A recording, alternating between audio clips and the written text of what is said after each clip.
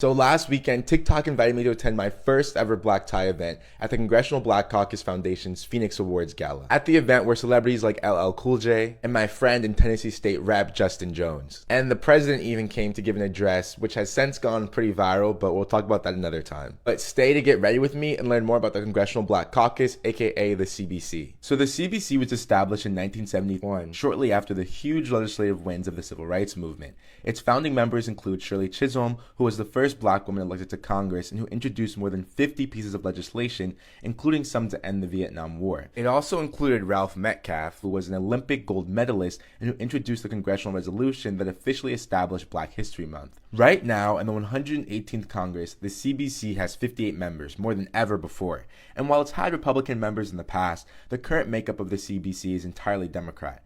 GOP members like Trump supporter Representative Byron Donalds have been refused entry, while other black Republicans like Senator Tim Scott have declined the invitation.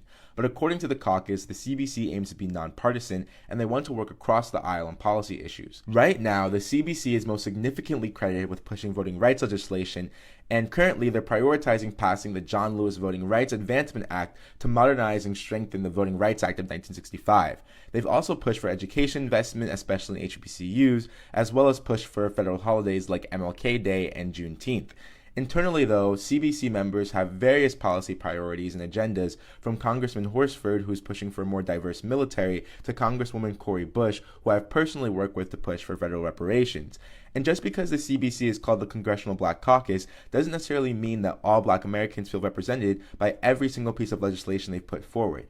For example, I actually wrote my senior thesis in college on how, in the past, the CBC almost universally supported the infamous 1994 crime bill, which was a part of the devastating war on crime. But how do you feel about the CBC, and how do you feel about this fit? Let me know in the comments and follow for more.